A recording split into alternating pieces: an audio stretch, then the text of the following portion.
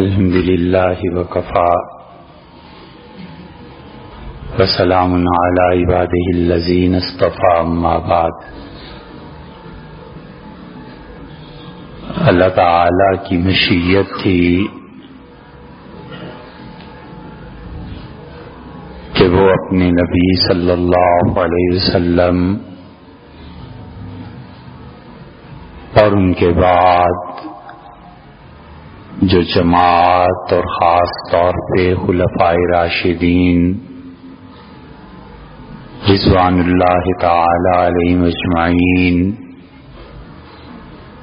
ان کے ذریعے اپنے احکامات کی تشریح کراتا،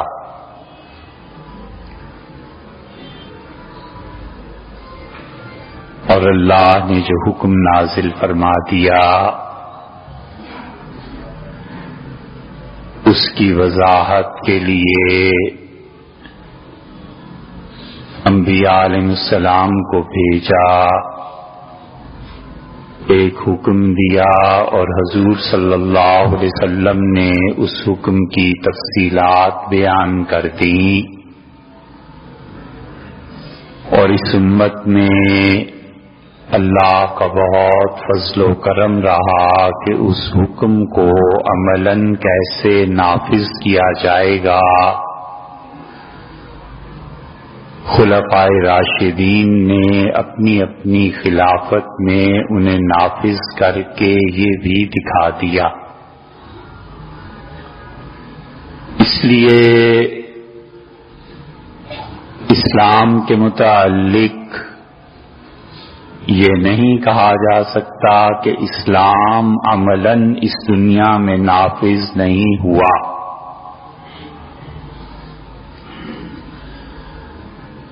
اور بہت اہم بات جس کو آپ کی خدمت میں پیش کرنا ہے اور اسے ذہن میں رکھنا چاہیے کہ ہمارے دور میں ایک بڑی جماعت علماء کی جن کا احترام ہونا چاہیے، ان کا موقف بار بار یہ آتا ہے میڈیا میں، تقاریر میں، کہ اللہ نے جن حدود کا ذکر کیا ہے ان حدود کو فوری طور پر ملک میں نافذ کرو۔ چنانچہ وہ اس سے کم کسی چیز پہ راضی نہیں ہیں کہ لوگوں کے ہاتھ کاٹ دیے جائیں، برسر عام کوڑے لگائے جائیں، برسر عام رجم کیا جائے، مرد و عورت کو پتھر مارے جائیں، اور اس سے کم پہ وہ بالکل راضی نہیں ہیں کہ قتل کے عوض میں لوگوں کو قتل کر دیا جائے۔ اور نتیجہ اس کا یہ نکلتا ہے کہ عوام جب اس طرح کی باتوں کو سنتے ہیں تو ان کا ذہن یہ بنتا ہے کہ اس ملک کے مسائل کا حل قتل عام ہے۔ کوئی کہتا ہے 2 کروڑ آدمیوں کو مار دو تو ملک ٹھیک ہو جائے گا، کوئی کہتا ہے 4 کروڑ کو مار دو اور پہلے مجھے تو پھر ملک ٹھیک ہو جائے۔ اور ان علماء نے تعلیم کے بغیر ہی اپنا اور لوگوں کا ذہن یہ بنا دیا ہے کہ اللہ نے کہا ہے کہ چور کا ہاتھ کاٹو، تو لہذا جو بھی چوری کرے تھانے دار کو چاہیے کہ عدالت میں لے جانے سے پہلے وہیں اس کا ہاتھ خالص ان کی اصطلاح میں ٹک دے۔ وہ یہی کہتے ہیں، اور حقیقی صورتحال یہ ہے کہ ایسا دین خلفائے راشدین کے زمانے میں بھی نہیں ملا، اور خلفائے راشدین نے بھی اسلام کی حدود کو ایسے نافذ نہیں کیا۔ یہ موضوع بڑا تفصیلی ہے، لیکن ان علماء کرام کو اور ان مساجد کو جو عام پبلک کا ذہن یہ بناتے ہیں، ان سے پوچھا جائے کہ حضرت اسلام نے جتنے نظام دیے ہیں ان میں آخر آپ کو اسی پہ اصرار کیوں ہے کہ سب سے پہلے حدود سے اسلام کو شروع کریں؟ آپ کیوں نہیں کہتے کہ سب سے پہلے اسلام کے تعلیم کے نظام کو ہم نافذ کریں؟ آپ یہ کیوں نہیں فرماتے کہ سب سے پہلے اسلام کے معاش کے نظام کو ہم نافذ کریں؟ اسلام نے غربت کے مٹانے کا جو حکم دیا ہے، کیوں نہ ہم اسلام کو اس سے شروع کریں؟ اسلام نے زمینوں کے بارے میں کیا احکامات دیے ہیں اور ایک فرد واحد کی ملکیت میں کتنی زمین آ سکتی ہے؟ ہم اس سے اسلام کو کیوں نہ شروع کریں؟ ہم اسلام کو اس سے کیوں نہ شروع کریں کہ فرد کے کتنے بچے ہونے چاہیے، اولاد کتنی ہونی چاہیے، اور ہم اسلام کو اس سے کیوں نہ شروع کریں کہ معاشرے میں جن لوگوں کی بچوں اور بچیوں کی شادی نہیں ہوئی، اسلام حکومت کو کیا حکم دیتا ہے کہ ان کی شادی میں سہولت کے لیے کیا کام کیے جائیں؟ آخر یہ سارا اسلام حدود ہی سے کیوں شروع ہوتا ہے؟ آپ اس کے باقی سارے نظام نافذ کر چکے، جو ایک یہ نظام رہ گیا ہے، اور ایسا اسلام تو خود خلفائے راشدین نے نافذ نہیں کیا۔ چنانچہ خلافت راشدہ کی سب سے اچھی مثال وہ پہلے نمبر پہ سیدنا عمر رضی اللہ عنہ کی خلافت تھی، اور دوسرے نمبر پہ سیاسی حالات کے بگاڑ کی وجہ سے سیدنا علی رضی اللہ عنہ کی خلافت تھی، اور تیسرے نمبر پہ مسلمانوں کی تعمیر، ترقی، توسیع مملکت اور توسیع حدود جو حقیقت میں پہلے نمبر کی بات ہے، وہ جتنی سیدنا عثمان رضی اللہ عنہ کے زمانے میں ہوئی ہے پہلے نہیں ہوئی تھی۔ لیکن سیاسی شورشیں نہیں تھیں، اس لیے اسے تیسرے نمبر پہ، اور سیدنا ابو بکر رضی اللہ عنہ کو موقع ہی بہت کم ملا۔ تو یہ خلافت کی ترتیب اگر آپ دیکھتے ہیں تو خلفائے راشدین بھی قرآن پڑھتے تھے، انہوں نے اپنے نبی صلی اللہ علیہ وسلم کو دیکھا تھا، اور ایسے نہیں تھا کہ وہ اس کے پیچھے پڑ جاتے کہ چوری ہو گئی لہذا ہاتھ کاٹ دو، پکڑے گئے لہذا انہیں رجم کر دو، پکڑے گئے اور جان بوجھ کے ان پہ مقدمے بناؤ اور ایسی ایسی چیزیں ہو جائیں۔ خلفائے راشدین رضی اللہ عنہم نے تو اسلام کو پوری حکمت بالغہ کے ساتھ نافذ کیا۔ چنانچہ حدیث کی کتابوں میں آتا ہے کہ حضرت حاطب بن ابی بلتع رضی اللہ عنہ جو بدری صحابہ کرام رضی اللہ عنہ میں تھے، انہوں نے ایک قبیلے کی، ان کے غلاموں نے ایک قبیلے کے اونٹنی چوری کر لی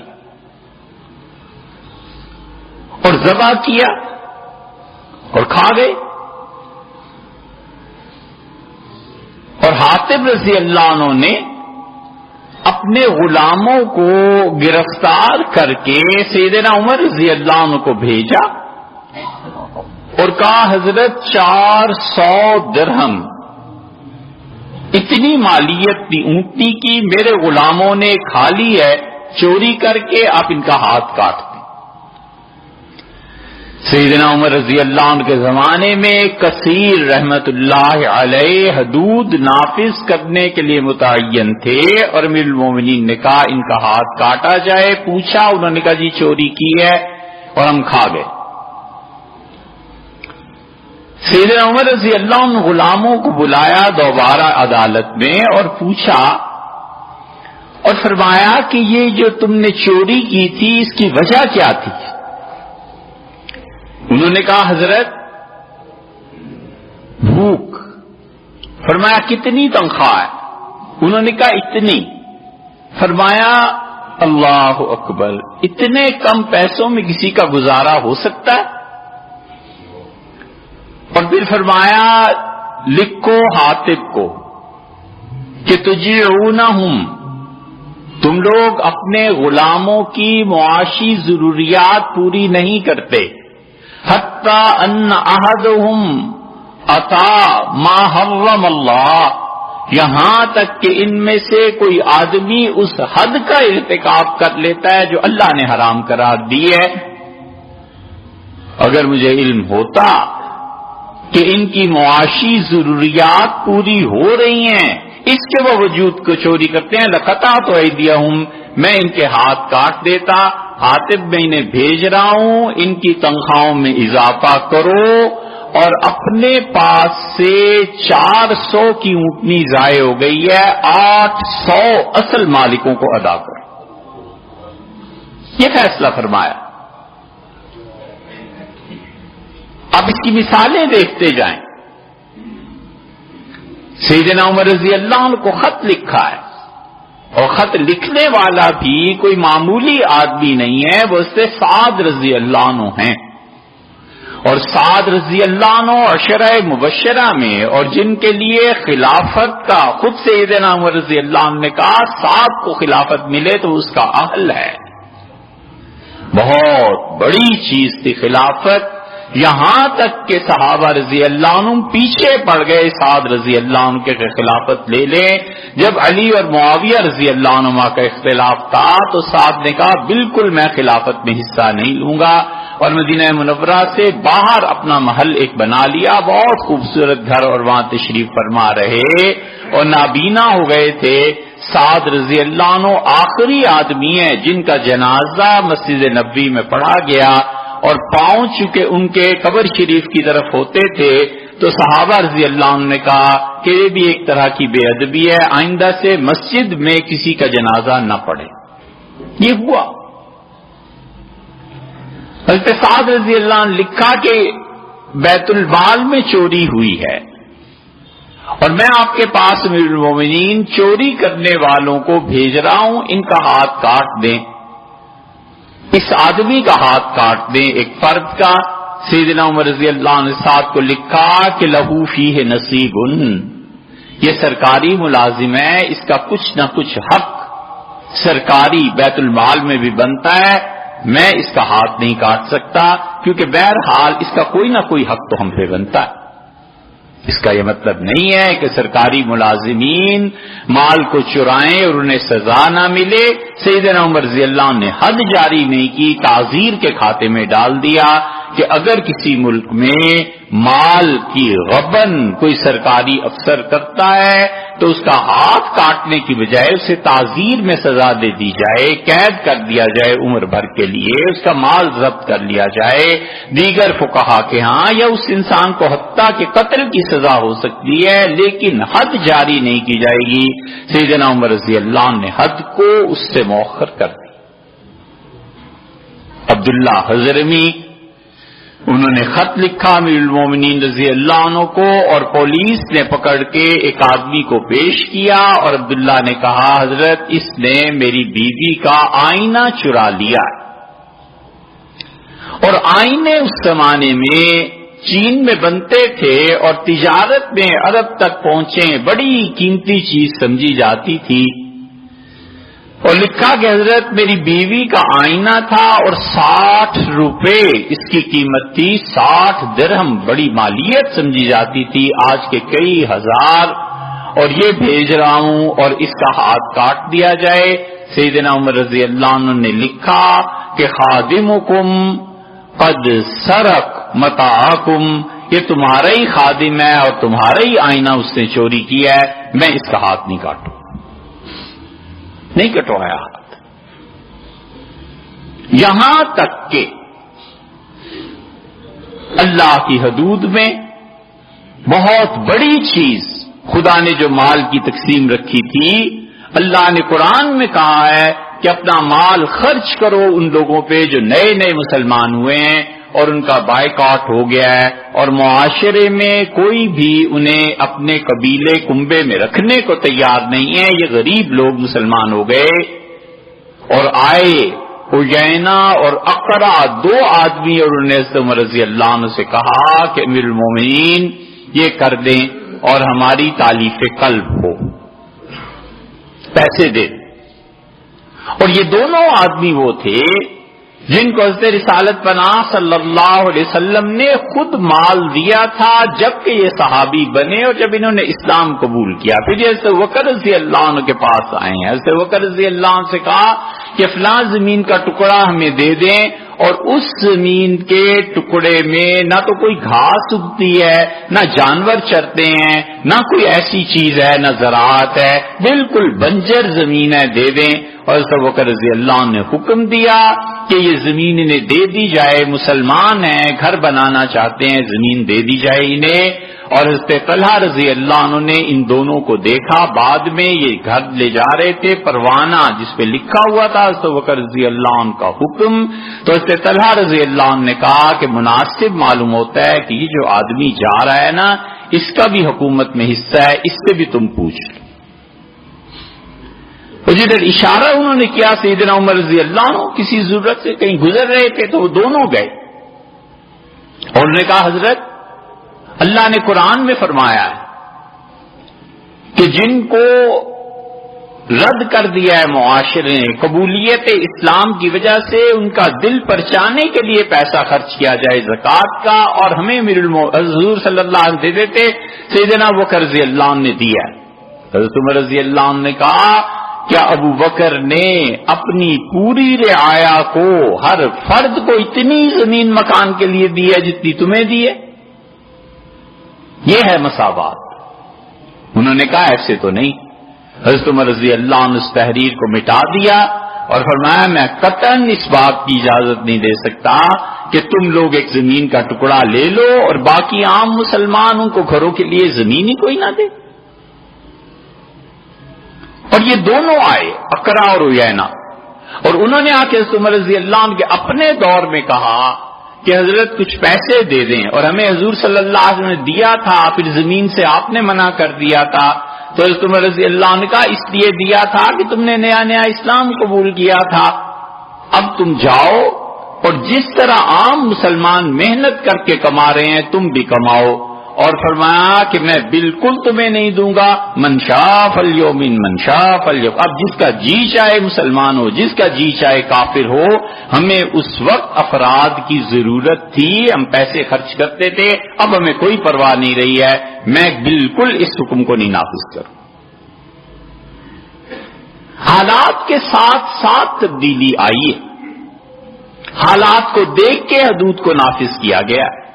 یہ تو خلفائے راشدین نے نہیں کیا کہ جو حکم اللہ نے دے دیا قرآن میں، اور حضور صلی اللہ علیہ وسلم نے جو کچھ فرما دیا اس کو بے عین ہی نافذ کر دیا. انہوں نے حالات کو دیکھا، یہاں تک کہ صحیح بخاری میں آیا ہے حضور صلی اللہ علیہ وسلم نے فرمایا کہ مسلمانوں کے گھوڑوں پر کوئی زکوٰۃ نہیں ہے، جتنے مرضی گھوڑے کوئی رکھ لے.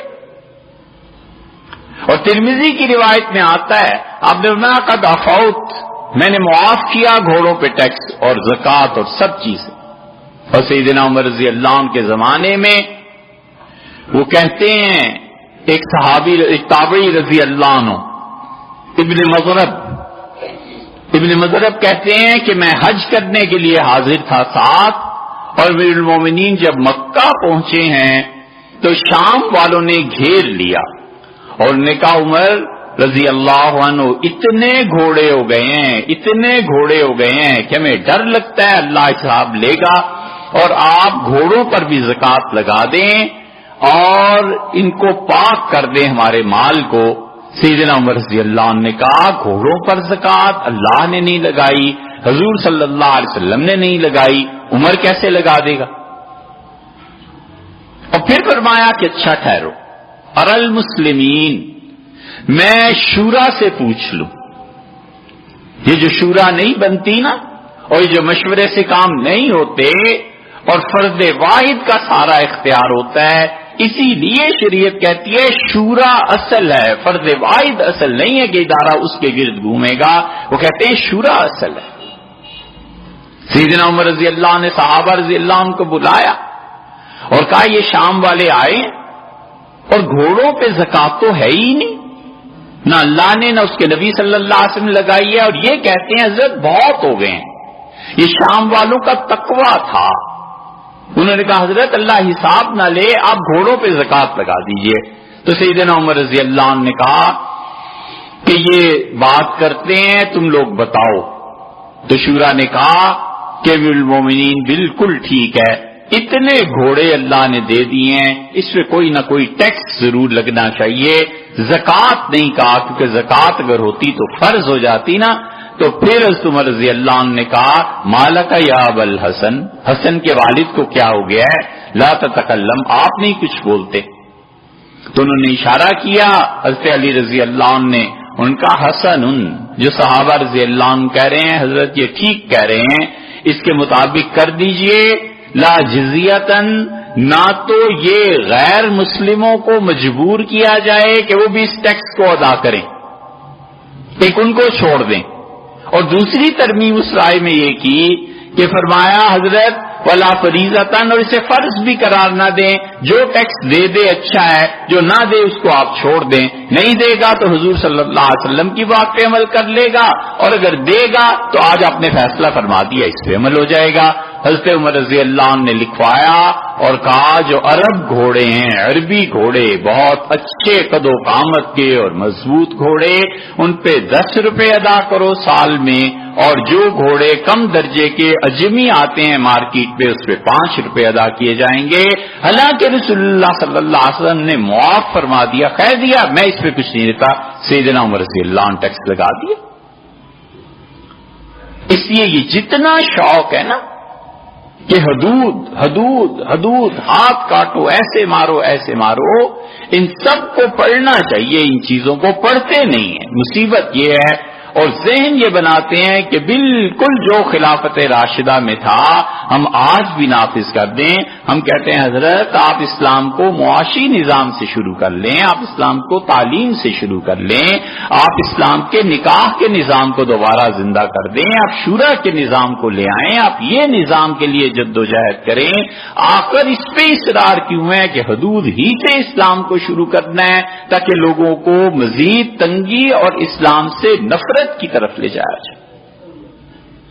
ایک مرتبہ سیدنا عمر رضی اللہ عنہ نے سزا دی تھی، ایک مرتبہ ربیعہ کو لڑکا آیا اور اس نے کہا امیر المومنین مجھ سے ایسی ایسی حرکت ہو گئی، ان کا درے لگاؤ اسے 100، اور فرمایا کہ 1 سال کے لیے اسے ملک سے ملک بدر کر دیا جائے، اور حضور صلی اللہ علیہ وسلم ملک بدر کیا کرتے تھے۔ ربیعہ نے کہا حضرت آپ نے درے مار لیے نا، ختم ہوا، اب اگر آپ مجھے ملک بدر کریں گے تو پھر میں ٹھیک نہیں رہوں گا۔ حضرت عمر رضی اللہ عنہ نے کہا جو رسول اللہ صلی اللہ علیہ وسلم کیا تھا میں کر کے رہوں۔ وہ چلا گیا، وقت تنصرا، ہرقل سے جا ملا اور عیسائی ہو گیا۔ سیدنا عمر رضی اللہ عنہ نے کہا اللہ میں معافی مانگتا ہوں، میری توبہ ہے جو آئندہ میں کسی کو اپنے ملک سے، وطن سے ملک بدر کروں، یہ تو لوگ جا کے کافر ہو جائیں گے۔ نہیں سزا دی، حالانکہ حضور صلی اللہ علیہ وسلم سے ثابت تھی۔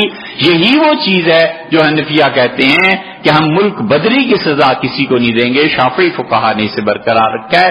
سیدنا عمر رضی اللہ عنہ نے کہا یہ وقت نہیں ہے کہ اسے ایسے ہی نافذ کر دیں، یہ لوگ تو کافر ہو جائیں گے۔ حضور صلی اللہ علیہ وسلم کے زمانے میں لوگ کافر تو نہیں ہوا کرتے تھے۔ یہ دیکھیں آپ کہاں حدیث ہے اور کہاں سیدنا عمر رضی اللہ عنہ کا معاملہ ہے۔ اس لیے ان چیزوں پہ غور کرنا چاہیے ٹھنڈے دل سے، اور جو اصرار کرتے ہیں کہ حدود حدود حدود، انہیں یہ سمجھنا چاہیے کہ وہ کس صدی میں جی رہے ہیں اور کس معاشرے کے لوگوں سے انہیں پالا پڑا ہے، اور لوگوں کی کیا مجبوریاں ہیں اور لوگوں کی کیا تکالیف ہیں، اس کا احساس کرنا چاہیے۔ اللہ تعالیٰ صحیح سمجھ کی توفیق بخشے۔